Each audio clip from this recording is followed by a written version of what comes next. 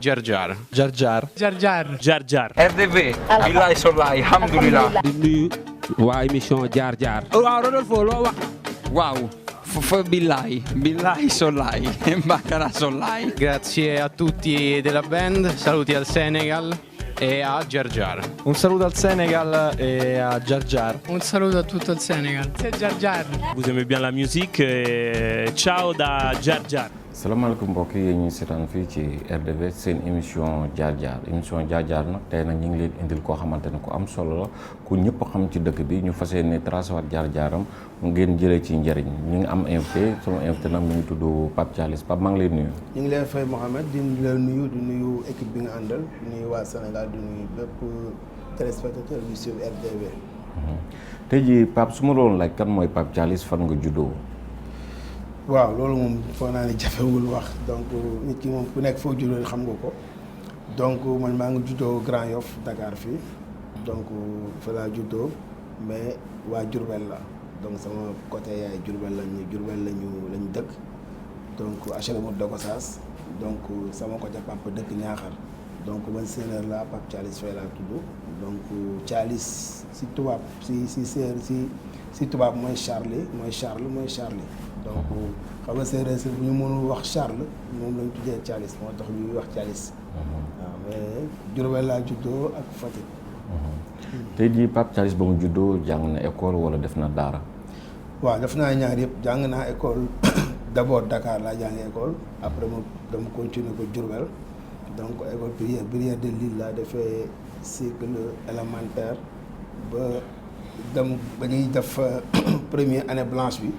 ñu nga fekk élémentaire donc en 89 donc moment yooyu la woon après ñu affecté pa bi Saint-Louis ñu ànd ak moom dem Saint-Louis donc Saint-Louis la amee sama entrée en sixième sama COP dem lycée Pétavin def fa ba quatrième donc après ñu affecté waat ko Dakar ñu ñëwaat ak Dakar ak moom ma continuer de la Fosse def fa sama BFM après dem Lamine Gueye continuer cycle secondaire bi ba terminal. après terminal ñu def ma choisir def formation informatique ma dem IFP j'ai fait 4 ans à IFP donc j'ai fait là-bas 4 ans def licence 1 licence 2 après dem ISI def fa une année après ma dugg ci liggéey bi commencé liggéey. tey jii Pape Thialis ba ma doon wax souvenir yi nga am ci say parents ku ci mel ni njëkkee ci sa yaay depuis ba nga xam ne kii sama yaay la. instant boobu lan nga ma mën a fàttali loo xamante ne heure bu sa xel demee dina la gën a ñaax wala heure bu sa xel demee sa xol dina tooy su digganteeg sa waajur bu jigéen. waaw ñun yàlla def na man boobu yàlla def na ñun suñu waajur bu jigéen la ñu am donc sama papa à bas âge ba ma nekkee Guédiawaye à bas âge donc di jàng ak Guédiawaye nu meloon donc mu dëkkoon marché bu bees donc temps yii nu marché bu bees yi meloon donc délinquance bi yooyu yëpp donc peut-être ma terrible boo xam ne xëy na mën continuer foofu donc maire bi récupéré ma comme dafa divorcé woon paa bi mu récupéré ma donc indi ma si wetam et depuis lors ba léegi ci moom laa nekk donc ça veut dire que ni moom la ñu xam mooy suñu papa mooy suñu yaay mooy suñu sëriñ donc souvenir yëpp moom si moom la. waaw muy lu neex ak lu naqari. moment bi ngay jàng école daa nga jàng ñëw soxla dara xëy na sa waajur moment boobu da nga nekkoon xale boo xamante ne ñu ay papaam gàttal wala da nga nekkoon ci famille boo xamante ne dafa xaw a nekk ci diggante bi. non yàlla def nañu mosuñu am moment yu difficile comme ay nekk di soxla dara doo ko am donc à tout moment dañ luñ soxla dañ koy am donc mi primaire ba ñuy demee lycée fàttaliku ma foo xam ne ni. soxla naa dara awma ko donc lépp lu ma soxla soit bi ma ko amul man dinaa ko régler sama bopp. daara aussi def nañ ko parce que temps bu ñu affecté pa bi Saint-Louis. en 88. donc année blanche bi juste après année blanche bi donc dañ ko affecté à Saint-Louis IPRES bu Saint-Louis ñu demoon Saint-Louis ak moom donc tombé 89 mu nekk le problème entre la Mauritanie et le Sénégal. donc mu fekk ma foofu donc ba ma yeggee Saint-Louis aussi jàng naa j'ai fait presque année yu ma toog Saint-Louis yëpp. dama dem jàng alxuraan parce que Ndar dëkku alxuraan la. donc boo fa ñëwee gan premier week-end bu stop parents yi fa nekk yëpp dañuy def délégation ñëw sa kër waxtaan sa parent pour fexe laa yóbbu daara donc man noonu lañ def ñëw gis ma nekk xale ñëw fa bees ñu waxtaane suñu waa sama way jur yi ñu jël ma yóbbu ma daara mook suñu jóg donc fa laa nekk jàngee fa laa jàng bu ni may jógee Sénégal fa laa nekkoon di jàng waaw. dama mën a wax si moment bi ngay foo temps booy yi nga xamante ne lu si ëpp moo nekkoon sa bëgg-bëgg. non man sama bëgg-bëgg sport la football man sama passion football la donc am école bu ñuy jàngi temps yooyu football nu mu mel léegi melu ko woon parce que temps yooyu benn parent nangu sa doom di football. même booy jàngi école da ngay prévoir ay tenues yooyu sol jiital ko teg ci grand boobu wala teg ci sabadoor dem jàngi mais boo wàccee da ngay football. boo ñëwee aussi di nga def tout ba di nga dugg sa kër pour nit ñi bañ a xam di nga football woon parce que temps yooyu football moom toll la foo xam ne parents yëpp a ko bañoon donc loolu lañ dem def donc sama passion football la woon jàng football laa xamoon d'ailleurs sa moo tax ba léegi ma nekk si mu nekk sama passion. jàng football nga xamoon léegi football boobu fan la jot a yóbbu foo xamante ne tey jii boo toogee du rëcc woo le fait que nga bëggoon football. non football bi amul luñ ci rëccu peut-être que moment bu ñuy football noonu nekk ci moment ba football bi toll fu mu toll léegi fu mu toll nii képp ku am doom ñuy nekk ci football bi da nga koy gën a encourager mu nekk ci. parce que dañ gis ne ni léegi football bi xaalis la industrie la donc sa doom mën na si jaar tekki ba faw mais temps yooyu ñu nekkoon ay 88 87 ñëpp xam ne ni football bi dañoo woon noonu donc Sénégal imprégné woon trop ci football bi donc boo koy def sax dañ lay tere football ndax nga jàng. te léegi nag boo xoolee football lañ gën a favoriser ka jàng tey nga football tekki moo gën a gaaw ko nga jàng école donc football bi moom la ñu xam moom la ñu mos a nekk di ko def. quel souvenir nga ma mën a jox moment bi nga nekkee école primaire wala temps yi nga nekkee jeune ngeen nekk ci koñ bi wala ci école lycée lan nga ma mën a jox loo xamante non lu ma mën a jox kañ terrible man moom sama jeunesse yëpp dama ko terrible ni à l'école di alxuraan di fépp. donc dama terrible loon donc nekk bañkat nekk terrible école yu ma jaar yëpp aussi yëpp maay jiite donc soit maay jiite foyer bi maay jiite grève yi maay jiite yëpp donc primaire élémentaire ba secondaire école bu ma tëj jàll maay nekk responsable classe bi maay jiite foyer bi maay nekk en même temps jiite grève yi donc dama terrible loon sama jeunesse yëpp donc dama ñëw xëy na nekk mag ñi rek suñu borom soppi ñu. daal bàyyi affaire mu sedd. yàlla bàyyi mu sedd mais terrible yëpp nag naan bokk ci dox bokk ci. donc terrible bi peut-être affaire góor la di xeex fii di bañante fii yooyu rek moo nekkoon terrible bi quoi. nekk bañkat ak nangu jiital xeex bi donc jiital doole affaire yooyu. donc parce que moment yooyu noonu la woon jeunesse la woon am na nooy def boo xawee nooyal tuuti rek nit ñi napp la. donc il fallait aussi fi nga nekk bu nekk fa leader il fallait nga imposer sa bopp donc loolu moo indi woon terrible bi. pour nga mën a dund tranquillement waaw mën a dund tranquillement nit ñi mën la bàyyi xel quoi ci lu bëri. Pape Thialis am na soxna. oui am naa soxna am ñeenti bant. depuis ban année. depuis 2014. depuis 2014. mais ban instant nga sentir ne léegi Pape Thialis am na métier. ba mi ngi liggéey. non moment bu ñu demee ba responsabiliser la parce que mën nga am métier parce que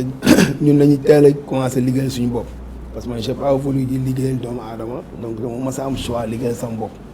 donc moment bu ñuy liggéeyal suñu bopp dañ ci nekkoon di liggéey à un moment donné ñu dem di liggéey ak nit conseil régional yàlla def mu yóbbu ñu fa ñu dem conseil régional donc di fa liggéey am responsabilité donc nekk chef service informatique donc boo nekkee chef service jiite département donc yu bëri da ngay xoolaat sa bopp quoi donc si loolu laa xam ne donc je suis devenu mature dem ba nekk di jiite ay nit donc wala am benn comportement boo xam ne war nga ko mën a incarner. Pape Thialis dafa am ay partenaires yoo xamante ne ñoo koy jàppale ci liggéeyukaayam wala Pape Thialis moom mooy ñafeel boppam. non ñun ñafe lañu xam moom laa naan ñun ba ñuy nekkee xale ba léegi dañu xam ñafe suñu bopp. donc je me rappelle bien en 2000 en coupe du monde 2008 bi ma fekk may ñafe sama bopp parce que ma fekk may jàng informatique IFP donc peut-être fay bi xawoon na jafe tuuti mais teewul dama dem di liggéeyi Moulin sant nag donc au passage mi nuyu waa Moulin yëpp di liggéey Moulin sant nag pour di fay sama bopp donc ça veut dire que liggéey laa xam donc loolu laa mos a def te ba léegi gis nga ba mu ñuy am fekk muy liggéey parce que liggéey laa xam à part liggéey sama passion sport la wala toog seetaan télé donc loolu laay def donc partenaires yi aussi certes à un moment donné ñu am ay partenaires ñu ngi liggéey ñoom mais partenaires yi peut-être Covid bi mu demee noonu c'est très compliqué donc parce que une situation mondiale boo xam ne mi ngi fi donc partenaires yi xaw a reculer tuuti mais teewul nit yëpp ki liggéey sa bopp ba nga am ay partenaires pour continuer liggéey ak ñoom donc partenaires yaa ngi fi mais peut-être ak Covid bi situation moo tax mu xaw a stagné wu tuuti quoi. Pape Thialis tey dafa créer société boppam di liggéeyoo ñaata jeunes. Bon aujourd'hui on est à 15 jeunes yu fiy liggéey donc 15 jeunes ak ñoo xam ne sax mën na leen boole société bi mais ñoo leen jël en charge parce que suñu frère lañu suñu xarit lañu ñu jàppale aussi si wàllu politique donc bu ñu amul liggéey aussi am na loo xam ne ñoo lañ ko war a jàppale donc mais en grosso modo dans l'entreprise on a 15 jeunes yoo xam ne donc ñu ngi leen jël en charge di lañ fay.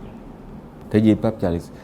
à part site bi nga xamante ne Sénégal yëpp xamee nañ la ko ak làmb bi nga xamante ne xamee nañ la ko tey jii Pape Thialis en tant que Sénégalais bëgg réewam ba jaral ko mu toog fii tukkiwul ne lépp lu mu am fii laa koy am. lan nga fi jot a réaliser. waaw mais xam nga dañuy liggéey donc moom laa depuis avant presque depuis 2000 ba léegi maa ngi liggéey sama bopp donc maa ngi amoon entreprise BTP def ay réhabilitation. donc tribunaux yu bëri maa ko réhabilité tribunalu Pikine bi tribunalu Louga tribunalu Tivaouane am na tribunal yu bëri yoo xam ne maa ko donc j'ai fait beaucoup de travaux fii avant que sama mag di ma jël am entreprise bu mag bàyyiloo ma sama liggéey jël ma pour ma jàppale ko ci liggéeyam mais avant loolu man maa mos a liggéey sama bopp di ñëfee sama bopp donc j'étais en même temps je faisais en informatique maintenance et je faisais en même temps les réseaux informatiques donc Dantec race yëpp maa def réseau informatique loolu c'était en 2015 avant 2015 donc mais nit bu la jëlee ne la kaay liggéeyal ma je pense que da ngay bàyyi seen lépp donc dem c'est la démissionné bàyyi sama activité personnelle bàyyi aussi ville de Dakar bu ma nekkoon donc déposer démission pour mën a dem rejoindre ko liggéeyal ko donc loolu la maintenant réalisation bi ñu mooy amoon nañ ay projet si Guédiawaye football club am nañ projet si lamb ji am nañ projet si site internet mais lépp rek man maa ko moom sama bopp donc lépp maa ci nekkoon def sama xaalis def sama doole donc doole kenn fekk kenn jàppale mu ci mais lépp am gëm-gëm parce que nit aussi lépp looy liggéey avec sa passion donc suñu passion sport la donc on préfère investir dans le sport parce que aujourd'hui gis nañ ne entreprise bi dox la si monde bi peut-être entreprise bi gën a dox si monde bi sport la culture donc muy cinéma ou bien kii donc ci loolu lañ nekk. lan moo boole Pape Thialis ak Guédiawaye football club bi nga tudd léegi. moo Guédiawaye football club bi ñu boole mooy wax naa la ko donc à un moment donné ba paa bi jógee Saint-Louis jël retraite am amoon na kër Guédiawaye donc ñu dellu Guédiawaye dem fa c'était en 90 yooyu 93 94 donc si la rejoindre Guédiawaye këram ñu demoon fa donc de 94 ba 2000 presque maa woon Guédiawaye di football nawetaan football ci club bi bokk ci club bi donc nekk membre club bi donc en 2000 ma quitté fa ñëw Mermoz dëkk fii Baobab fu ma nekk nii fa laa dëkkoon en 2000 donc 2000 ba léegi maa ngi fi donc ça fait plus de 20 ans donc loolu moo tax bu Guédiawaye amee problème donc dañuy woo tous les anciens membres donc ñun ba Guédiawaye nekkee si jàmm peut-être de loin ñu jëm si mais ba mu amee problème doon na appeler tous les anciens ñu toog waxtaan autour d'une table donc ba ñu waxtaanee ma gis ni ñu ñoo nekk ci dëgg nga am nañ injustice donc ma opté jël présidence bi yore club bi donc loolu moo nekk vraiment histoire bu Guédiawaye. tey jii jeunes yu bëri pour ñoom ku demul Europe doo tekki yow tey jii boo leen doon conseil lan nga leen wax. mais li ma leen conseil mooy Europe man mosuma fa dem pour tekki man Europe ñu ngi sax mën naa fa dem xëy suba dem mais du ma ko def man tant que aw ma fa li ma tax a jóg pour régler ko ñëw du ma fa dem man loolu mooy sama option donc mosuma aussi ut pour ku ma jëndal ay visa wala yooyu parce que ma gëm ni foo mënti nekk mën nga tekki parce que suñu borom lu ñuy rëdd dina ko pare donc bu fekkee ne nga dem Europe fa ngay tekkee suñu borom dina def tous les moyens pour yow nga dem Europe c'est-à-dire jaru yow ngay rey sa bopp pour dem Europe parce que fu mu ne yow du nga fa tekkee rek xamal ni dina la fi yóbbu nga tekki fa. donc boo nekkee sa dëkk aussi fexeel tout que yow conditions yi nga bëgg nga nekk ci fexe tekki fexe nekk un exemple sa dëkk ba suñu borom bu dogalee nga dem Europe nag di nga dem Europe te bu dogalee di nga tekki Europe mais nit fépp fu mu nekk rek mën na fa tekki rawati nga sa dëkk bi nga nekk parce que Europe métti na métti boo xam ne boo fa demee pour tekki c'est très difficile da nga fay dem li am Sénégal amul foofu Sénégal tey yaa ngi nii bu la neexee dugg kër bu la neex di nga fa lekk di nga naan di à l'aise soxla woo xaalis mën nga xëy suba matin nga jot doo soxla benn dërëm parce que lépp loo soxla pour dem sa biir pour yor sa bopp nit mën na ko jox gratuitement mais Europe amul loolu Europe boo fa demee loo fa lekk loo fa naan da nga ko jënd donc du wax ni ñi rey seen bopp dem Europe métti na ñoom ñu war a toog fii ñafe parce que li ñuy jël di ko passé dem Europe bu ñu ko jëlee fii ñafe ko dinañ ci génn. tey jii Pape Thialis ñu si bëri xëy na jaar nga si football am na ñu la xam ci football mais boo xoolee day bind public làmb bi xam nañ la xam boo xamante ne sa tur yegg na foo xamante ne xëy na yow di nga toog ne tey jii fu Pape Thialis yegg xëy na jaar-jaar bi nga am ci làmb am na lu mu ci marqué ma bëggoon xam Pape Thialis kañ la dugg ci làmb ak lan moo ko dugal aussi ci làmb. waaw c'est vrai jaar làmb moom am na lu mu marqué sama vie donc je pense que làmb ji aussi dañ ci nekkoon di suivre de temps en temps di suivre nekk amateur am benn combat bu ñaari combat yu ma marqué woon yoo xam ne dama waroon seetaan ni ma jóg voyage ma jóg génn tam côté Pikine di ñëwaat benn bi Demba Diop la woon donc benn bi je pense que stade Léopold la mais en cours de route bi may jógee Pikine di ñëw ma gis nit ñi nu ñuy agressé nit ñi si yoon bi surtout autoroute bi temps yi am woon lumière donc agresseurs yi di jam nit ñi di jël seen saaga yooyu bon affaire bu nekk lu ma xaw a métti quoi ma xëy na laan demee wër quelques promoteurs yi fi nekkoon donc toog waxtaan ak ñoom xam naa duñ ko fàttaliku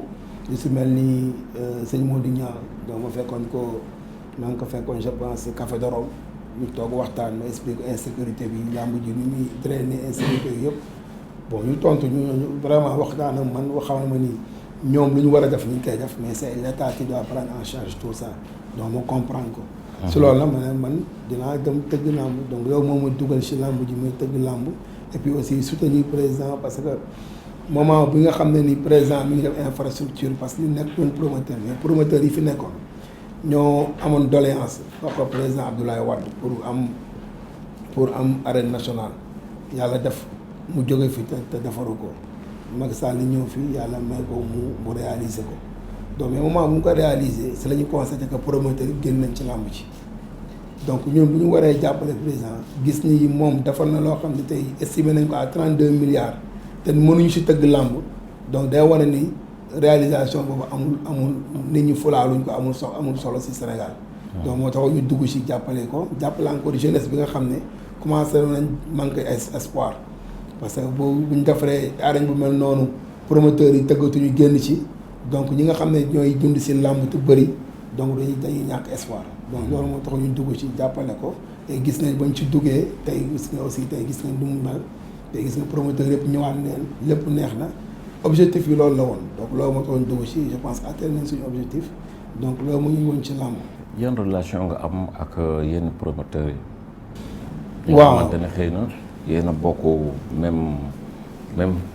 xaw na ma ko mën a waxee sax même niveau bi ngeen nekk quoi. non man promoteur yi mi niveau bu ñu nekk ak niveau bu mu mënti nekk ñoom ñëpp j'ai de bonne relation ñoom bu mu mënti nekk parce que bokkuma si benn association d'abord te bu ma dugg si lamb ji nee naa man du ma bokk si benn association donc je suis un privé indépendant donc dugg si association ëllëg da lay indil ay jafe-jafe j'ai préféré bañ bokk si benn association donc mais j'ai de bonnes relations ak ñëpp xëy na niveau bi ngay wax aussi ñooñu am naa ñoom bonne relation ay Abdou Aziz Ndiaye ay ñoom grand Luc Nicolaï ñoom Gaston yi am naa bonne relation c'est vrai que du ñàkk na ay nit parfois ñu am ay jafe-jafe yu ndaw mais entre gentleman war nañ ko mën a régler donc loolu mooy indi woon suñu problème bi mën a Gaston donc mais problème boo xam ne incompréhension am na ci donc mu nekk suñu mag nekk suñu papa am doom bu mel ni bu nekk suñu morom donc bu demee ba nit bëgg a réconcilier donc je pense que war naa mën a wàcc suufe dem fekki ko ñu réconcilier et puis mu jeex mais vraiment war sa am awma benn jafe-jafe benn promoteur. waaw parce que gisoon naa ci sa diggante Gaston xaw a ñagas ba Abdou Aziz Ndiaye woolu leen waxtaan ak yéen yow bañ la woowee ne la dañ la bëgg jubóole ak Père Gas yow instant boobu la nga sentir ak la nga yëg. non dama xam nga nit moom buñ la tooñee man dama yëg ni dañ ma tooñ donc nit bu la tooñee aussi buñ la waxee nit da laa tooñ. doomam bi woo la parce que Aziz Ndiaye tey jii dafa jàpp Gaston comme papaam donc Gaston papaam la Aziz di doomu Gaston donc bu moom bu nekkee ba Makka woo la ne la tel problème yëg naa ko mais diw sama papa la bu naa ñu jubóo man du ma def lu jubóo Sénégal la ñu xamuñ boobu yarewuñ ma ay xuloo di kii nii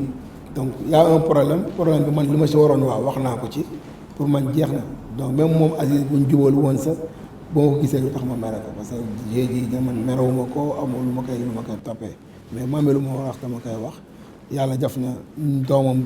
sentir na ni y a un problème jubale nañu pour man amatul benn problème. si diggante ak mbër yu mag yi mbër yu ndaw yi. benn relation ngeen am. donc man mi la làmb ñëpp muy mbër amateur ñëpp j'ai de très bonnes relations ñoom parce que man loolu lañ ma yore c'est-à-dire relation la gën a pour man la richesse d'un homme ce sont les relations humaines yi nga am nit ñi donc relation yi man maa gën a fonk ka alal wala lenn donc relation boobu nag may fonk day am lu koy am ay soubassement bi mooy respect bi joxe cër respect donc loolu mooy soubassement wu relation donc loolu man mooy moom lu ma am moo ma gënal moo tax j'ai de très bonnes relations ak le milieu de la lutte mais ñëpp acteur bu nekk suñu làmb awmaa moom benn jafe-jafe ñëpp sama waaye dañu awmaa ñoom benn problème parce que loolu laa xam donc ñëwuma ci làmb aussi pour créer des problèmes ñàkk nag nga am ay problème mais lépp problème bu la am waxtaan buñ ko waxtaanee mu jeex donc c'est le cas ak Modou Lo c'est le cas ak Gaston mais yooyu yëpp waxtaan nañ ko jubóo aussi et puis ñu continuer la vie continue donc ba barki démb la ma Gaston je pense que gisaantawaat nañ waxtaan nañ donc pour wane nii amul benn problème tey suñu papa la def na làmb lu bëri loo xam ne peut être ñun bëgguñ ko donc lu bon mën nañ taataan si moom si loo xam ne expérience bu mu am mais du ñàkk papa doom wala nijaay ak jarbaat parfois ñu am ay problème donc mais dañ koy réglé autour d'une table. bu ñu dee xool Pape Thialis ak koñ bu mu dëkk ak fa mu màggee tey bu ñu bëggee xam relation bi nga séq ak sa waa koñ Pape Thialis ku naqari gis la wala bu ñu amee soxla pour diis la ko problème lay nekk wala Pape Thialis la mu am mu ngi leen ci dimbali si côté social. non xam nga loolu moom di ko wax parfois tey xaw a jafe mais boo defoon tóoru fu ma dëkk nii fu mu mënti nekk même au delà fu ma dëkk nii sax boo demoon tey yeneen dëkk yëpp muy Grand Yoff wala foo dem rek je pense que même relation la am nit ñi mooy dimbali leen accessible am benn numéro donc man ba ma xamee téléphone ba léegi benn numéro laa yore te incha allah quelle que soit situation moo mënti nekk même numéro boobu laa yore pour te dire que ni donc jafewuma pour gis donc gis nga boo ñëwee si bureau gis nga ñu fi nekk ñi fi ñëw noonu si population bi lañu donc awma jafe-jafe pour ñu gis ma difficile aussi nit soxla ma am sama soxla ma mën ko faj naa ko faj je suis proche des populations waaw parce que tey gis na heure wàcc na mais ñi fi gis ñii yëpp ñu si bëri liggéeyuñ fi wala ñu si liggéey aussi fii lañ dëkk teew lañ fiy toog ba guddi ñu bokk reerandoo boor a waxtaan mooy wane ni relation am ak ñoom. waaw Pape Thialis grand bu baax la quoi fii lañ dëkkee ci koñ bi grand bu baax la grand boo xamante ne amul benn problème boo ñëwee wax ko sa soxla da koy liggéey sans kenn yëg ko waaw yàgg nañ tamit grand bu baax la moo ñuy teg si yoon moo ñuy conseillé ci lépp grand bu oyof la grand bu baax la. bof jikkoom Pape Thialis moom mën naan dañ ñëpp waaw. est-ce que mën nga ñu nettali lenn loo xam ne lu mu mës a def lu la marqué. bof moom day dimbali nit te yàlla rek moo tax te yàgg na dimbali nit ñu koy gis ñun moom mën nañ ko seede moom waaw. tey boo ko doon dégg lan lay doon. tey mu doon. boo ko doon wax benn mot benn baat pour mu koy sàmm lan lay doon. waaw lu mu mel nii bu mu ko mës a changé na ko ne ni mu mel nii. waaw lu mu koy ñaax tuuti rek waaw mu gën a góorgóorlu lu mu doon def mu ko gën ko multiplier waaw parce que loo gën a def lu baax yàlla da lay fay ngay gën a continuer ngay gën a def lu baax parce que lu baax rek lañ leen ko xamee. Pape Thialis c'est comme un grand frère pour moi quoi grand frère boo xam ne moom da lay conseiller da lay teg ci yoon boo ko waxee soo ko waxee say bëgg-bëgg même sax bu nekkee du noonu sax mais da lay waxtaan ak yow indi la ba yóbbu la ci réalité yoo xam ne moom la Sénégal toll ko waaw. oyof moom franchement nit ko oyof la oyof na tabe na wàccee na boppam te yaru na ndax yàlla lu mu ko may bu ko neexoon mu yor beneen kanam mais dafa yaru moom day déglu ay raqam déglu ay magam déglu ñëpp franchement.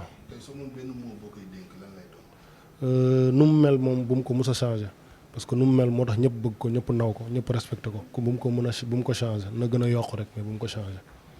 yéen ñu ngi seetaan fii ci émission jaar jaar ñu dem ci deuxième partie bi nga xamante ne mooy album souvenir wan ko quelques photos mu wàññi ci moment yooyu lan la ci yëg ak lan moo ci xew.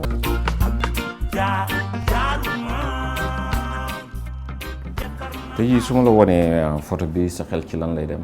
photo bi je pense que ni élection présidentielle la woon donc pour éclairer pour expliquer que ñun bokkuñu APR donc bokkuma benn parti politique bokkuma Benno Bokk Yaakaar mais président am na relation yoo xam ne tey jii sekk nañ ko ba nga xam ne bu amee si lu muy dugg dañ ko si jàppale. donc mu nekkoon élection présidentielle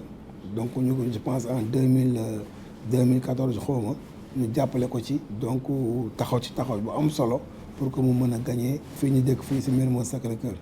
mais même taxawaay bi sa nekkoon au-delà de Mermoz parce que defoon naa Dakar bi yëpp ak même Sénégal donc yëpp c'était pour jàppale ko mu am ndam yàlla def na mu am ndam. côté bi man ak Khalil la donc Khalil moo nekkoon premier directeur Guédiawaye bu quand j'ai pris reenu équipe bi donc ñu nekkoon bureau de réunir donc amoon ay loobu équipement yu mu indi woon ñu nekkoon di si discuter donc au passage maa ngi koy nuyu Khalil Sène donc di raxu Malick Sène bu nekk Guédiawaye. bii combat la woon xaw ma bii moom vraiment. Tapha Tine ak kii la Boy Niang. Tapha Tine waaw Boy Niang boo ko xoolee la ngay sentir. bon lu may sentir mooy affiche boo xam ne Sénégal ñëpp a ko bëggoon donc man affiche yu bëri du ma ko dox c'est-à-dire par hasard lay ñëw ci man nit ku baax mooy ñëw woo ma na ma defal telle affiche wax ma pourquoi ma dem dox ko yàlla def si jàmm. donc aussi même chose la dafa am suñu benn xarit mu ñu koy tuddee Bamba Mbuub donc yor bi association di def sécurité mbër yi donc par hasard ma xam ko mu ne sama xarit moo ma wax affiche bi ne ma vraiment affiche bi ñëpp di coow la fexe ko lijjanti donc naas def ñaan mu def si ñaan ma dem lijjanti ko mu sotti donc mu nekk affiche boo xam ne ñëpp bëgg nañ ko. mais affiche bi bëri na coow te yegg seegul lu waral lool. waaw bëri na coow si côté lutteur ak ñun parce que moment bu mu tombeel moment Covid la woon donc moment Covid bi la man maa ñëw peut-être am audace su signé contrat ak ñoom. donc jàppoon ni peut-être Covid bi fii une année 2 ans dina jeex donc ñu prévoir un contrat boo xam ne day dem ba d'ici 2022 donc si diggante bi yàlla def parce que Covid bi fu mu nekk jeex na presque donc mbër yi aussi à un moment donné dañuy soxla bëri. donc te derrière mbër yi bu nekk entourage boo xam ne ñi bëri seen intérêt personnel mooy tax ñuy tirer ficelle yi donc si situation bi lañ nekkoon. mais je pense que tout est rentré dans l'ordre parce que man programme laa am donc man maa moom affiche bi man def naa li ma war a def obligation yu ma war ak mbëri def naa ko donc du man kenn du mënu ma conditionné si kañ laay tëgg mu làmb ji wala lan laay def donc man c'est comme ça moo tax quand les gens parlent je ne parle pas man j'ai am naa sama trajectoire xam naa lan laay def donc si loolu laay topp. waaw moo tax bu bëree coow nii souvent doo mu si dëgg parce que pour man affiche bi am na ñoo war a waxal parce que mbëri aussi entourage bi day rëy mais kenn lañ ciy waxal mooy ki nga xam mooy manager moom la ñu amal droit waxal donc bu weesoo ko keneen képp ki wax koo xam ne bokkul ci dekkul manager rek man du ma la tontu parce que man damay jàpp sama interlocuteur direct waaw. mais depuis nga dugg ci làmb à part affiche bi ban affiche moo la gën a indil problème. non benn affiche indiluma ci problème sinon. benn affiche bu ñu waroon tëgg ak Modou Lo mu amoon jafe-jafe parce que boobu Modou Lo mi ngi ci combat donc ñu signé ko dans la discrétion beneen contrat donc pour bu paree mu jox ko mu bëre donc moom vraiment à un moment donné am ñeneen ñu jaar ci suuf donc corrompre ko jël ko yóbbu ko feneen utal ko beneen kii donc ñu amoon coow yu ndaw récupérer suñu xaalis loolu rek mais sinon awma benn affiche mooy ñu problème. waaw du affiche du lamb aussi boo xam ne dinaa ñëw mu am jafe-jafe. bii boo ko xoolee photo bi sa xel ci lu muy dem. waaw kii moom suñu lépp la suñu maam la sama moo jur sama yaay donc tuddee naa ko sama dernier gosse bi sama moom laa ko tuddee donc moom lépp la daal suñu sëriñ la suñu lépp la waaw. yan souvenir nga am ak moom. non souvenir yu neex rek c'est-à-dire dafa nekk ku ma bëggoon koo xam ne bëggul kenn laal ma. donc ñëpp bëgg ko mu nekk koo xam ne xamul génn xamul dara nekk ko sell donc mu nekk suñu lépp quoi waaw. may remercier bu baax ki nga xamante ne mooy moo bi nekk Welma ki nga xamante ne tey abi bii ba def ni moom moo ma ko jox numéro téléphone am mi ngi nekk 77 555 21 67 beneen numéro bi mi ngi nekk 77 370 43 43 mi ngi nekk Sacré-Cœur 3 côté Auchan bi lépp loo xamante ne soxla ngeen ko mu jëm si habillement bi boon demee di ngeen ko fekk foofu ba si matériel sportif nga xamante ne mbëri boon fa demee lépp loon fa bëgg di ngeen fa fekk ay protège-dents ay gants pour boxe aussi ku fa dem daal lépp loo bëgg di nga ko fa fekk moom maa ngi lay remercier bu baax di la jox yow dig daje ci beneen émission incha allah ñu dem si troisième partie bi nga xamante ne moom mooy dos à dos question réponse ndaxte ñoom yéene wuñu la jàmm gisuñu la ca kanam bëgguñu sax nga am te dëgg naa ni nit ñi ñu ngi seen troisième partie émission jaar-jaar ak Pape Thialis ba léegi Pape maa ngi ziar. ngay delloo ziar Mohamed. Pape Thialis musulman. waaw musulman la. pratiquant. bien sûr pratiquant. Mouride ou Tidiane. Mouride laa. Mouride nga. Pape Thialis la nga ma mën a wax les moments les plus tristes. les moments les plus tristes. de ta vie yooyu. bon man nag xam nga normalement c'est-à-dire man situation bu ñëw rek dama koy delloo suñu borom donc moo tax dama fi aw ma lu ma xam ne triste na si man donc parce que moment lay nekk et puis ma dellu suñu borom rek ma fàtte ko donc aujourd'hui amuma daañu loo xam ne donc jàpp naa ni moment bu difficile la mooy bu nekk si man. les moments les plus émouvants. bon moment les plus émouvants moom chaque jour que Dieu fait tant que maa ngi gis nit ku nekk si besoin ma dimbale ko rek pour man c'est un moment émouvant ci man. les moments les plus durs de ta vie moment bi nga gën a nekk si xat-xat. si xat-xat non moom laa c'est-à-dire xam nga àdduna moom tant que yaa ngi fi chaque jour si xat-xat ngeen nekk surtout Sénégal bu nekk ni moom dafa metti dafa jafe. donc nit ñi dañuy wax lañu wóoru nit ñi dañuy soxor y a beaucoup de choses yoo xam ne day am suñu dëkk bi mais bu fekkee yow musulman nga donc nekk ku gëm sa bopp donc du la lu mu difficile après quelques minutes da ngay am esprit de dépassement donc moi je suis comme ça donc aw ma dara li may metti si àdduna amatuma gisatuma si àdduna lenn lu may metti donc lu ñëw rek après je le prends avec les kii am si esprit de dépassement delloo ko suñu borom avancé. Pape Thialis et justice ban problème nga mës a am ak justice wala mosoo am problème ak justice. non justice moom mosuma ci am problème lu dul tout récemment benn xale bu jigéen bu ñu amoon problème donc problème bu ñu amoon dafa persécuté ma sonal ma donc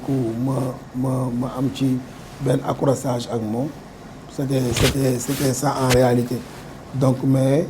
au finish ban demee justice tamit man lañ jox dëgg que moom moo ma tooñ donc loolu mu nekkoon ndam heureusement que journaliste yi ñëpp ngi foon parce que am na fooy toll boo fekkee ni dëkk bi ñëpp dañ la xam nga am sa tur am fu mu yegg du ñàkk am ni ñoom dañ lay fexeel donc bokkoon naa ci ñu may fexeel fa yàlla def suturaal ma ba ñëpp reconnaître que moo ma tooñ mais jéggal naa ko avancé benn problème laa mos am si justice mosuma am beneen problème si justice te ñaanuma suñu borom am problème justice. la mooy couleur Pape Thialis. blanc. sa plat préféré. bon mbaxalu Saalum xam nga ñun mbaxalu Saalum moom mooy suñu plat préféré waaw mbaxalu Saalum bu ñu togg na togg bu baax laa wax donc mooy suñu plat préféré. la mooy slogan Pape Thialis ba nga xamante ni depuis ba nga taxawee xam ne war nga mën a demal sa bopp moom ngay doxee ba heure bi waaw lu may doxee mooy slogan bi mooy peut-être d'abord accessible si ñëpp donc nekk à l'écoute de tout le monde des populations et puis lu ma ci mën dimbale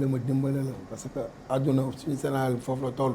donc chaque jour que jëfee boo génnee boo xëyee fajar ba ni ngay duggee sa kër ngoon donc di nga romb ay nit ñu bëri ñu nekk si jafe-jafe nekk si ay soxla donc ñëw tiis la ko donc loo ci mën da nga ko ci def donc man loolu mooy sama slogan. lan mooy projet Pape Thialis.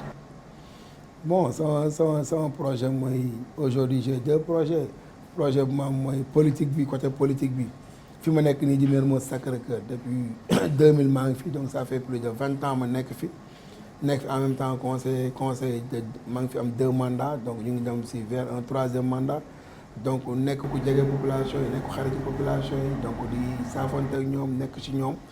donc mu am projet ak ñoom mooy ñu dénk ma mairie Mermoz Sacré-Cœur pour que li ma namm ci ñoom suñu borom may ñu ko ma defal lañ ko. donc Pape Thialis loolu mooy premier projet bi. Deuxième projet aussi c'est sur le plan professionnel donc plan professionnel moom mooy lépp loo am muy entreprise bëgg nga mu màgg donc li ñu am nii ci site bi bëgg nañ incha allah mu nekk télé bu mag donc loolu aussi ñu ngi ciy dox te suñu kàttu yàlla dinañ ko jàpp. benn projet aussi boo xam ne sport dans le sport étude puis football boobu aussi ñu ngi ñaan suñu borom mu taxaw ñu ci ba yooyu taxaw vraiment set yooyu daal la am comme projet yoo xam ne donc mi ngi sama bopp. Pape Thialis ak relation ak Barthélémy Diaz. oui Barthélémy Diaz moom c'est notre maire donc suñu maire la donc nekk suñu xarit donc nekk suñu morom ñoo bokk même génération donc nekk ku ma jox cër ma dellu ko cër bi parce que am na fu ñu jaar donc mu nekk koo xam ne vraiment am na respect si man ma am respect si moom mu nekk suñu maire mais yàlla def na aussi def na fi ñaari mandat et que comme moom mi ngi wax ni Sénégal kenn du def troisième mandat moom tamit foog naa ni dañ koy wax même chose bi que moom aussi du fi am troisième mandat donc loolu mais amuñu benn relation bu dul loolu donc problème mu vision politique la te jàpp naa ni loolu moom du ko nangu parce que moom bu demee ba naan président Macky Sall du jël troisième mandat moom aussi si même catégorie bi la bokk moom aussi du laaj troisième mandat te nee na publiquement bëggul troisième mandat donc ñu ngi koy ñaan moom mu jàppale ñu pour ñu mën a yor mairie bi pour mën a dimbale yàggale liggéey bi mu fiy def. gis nga ne am nga chance pour gagner mairie bi. waaw mairie bi moom am nañ chance parce que foog naa ni xaaruñu ba élection di ñëw ñu nekk ci sur le terrain donc nee naa depuis 2000 ba léegi ñu ngi ci commune bi et depuis 2000 ba léegi ñuy activé wu ci commune bi sur le côté social di dimbale nit ñi nekk proche des populations accessible ci ñoom donc je pense que ni population bu ñu ma jàppalee rek incha allah dinaa am chance pour jël mairie bi pour liggéeyal leen. ban message ngay jox tey population bi. waaw population message ma leen jox mooy ñu xam ne commune bi suñu commune la ñuy ñëpp ñu xam ne avenir commune bi aussi ñoom seen loxo la nekk parce que ñoom ñooy ëllëg ñoom ñooy votel ki fiy toog pour yeggali liggéey bi nga xam ne moom def Barthélémy def donc message bi lañu lancé mooy ñu ràññee bu baax xam yan ñooy candidat yi lañ mën a yóbbul seen commune bi fu ñu ko bëgg donc di leen ñaanal ñoom aussi ñu taxawuma jàppale am bu baax pour que li ma bëgg ci commune bi ak li ma namm ci commune bi suñu borom defal ñu ko. day mel ni waxtu bi liñ ci dese woon jeex na ma bëgg xam Pape Thialis lañ lay tàggatoo ak dana ngay dénk jeunes yi nga xamante ne dañoo bëgg réussir seen àdduna. waaw li may tàggatoo mooy di la gërëm déjà di gërëm équipe bi nga àndal di gërëm seen DG yi donc di rafetlu liggéey bi ngeen di def donc di dénk message aussi jeunesse bi donc jeunesse moom lu leen dénk message mooy ñu am formation parce que nit ku nekk boo nekkee jeune et que la jeunesse c'est l'avenir du pays donc nañ am formation d'abord am métier am formation toog ci dëkk bi liggéey parce que loolu mooy priorité tukki neex na trop mais tukki day fekk aussi nga dem pour am liggéey pour nga tukki pour tekki mais mën nga nekk sa dëkk aussi tekki dina ñaan ñoom ñëpp état jàppale jeunesse bi pour que jeunesse bi mën a am liggéey pour mën a dëkk bi mën a avancer donc loolu laa amoon comme message mais lancer jeunesse bi. lii laa leen indiloon seen émission jaar-jaar comme ni ngeen koy gisee chaque jour tey nag Pape Thialis laa invité woon suba dina am beneen invité si jaar-jaar mu wax ñu lan mooy parcours am ak fan la jot a jaar ku si nekk li nga si mën a jël nga jëriñoo ko maa ngi si ànd woon ak Jean Pouy ak Jacqueline di leen jox dig daje beneen yoon incha allah. jaar-jaar. jaar-jaar. jaar-jaar. jaar-jaar. RDV. billaay sollaay alhamdulilah. di nuyu waa émission jaar-jaar. waaw Rodolfo loo wax. waaw. Fa billahi sollahi, baccara sollahi. Grazie a tutti della band, saluti al Senegal e a Jar Jar. Un saluto al Senegal e a Jar Jar. Un saluto a tutto il Senegal. C'est Jar Jar. Vous aimez bien la musique, ciao da Jar Jar.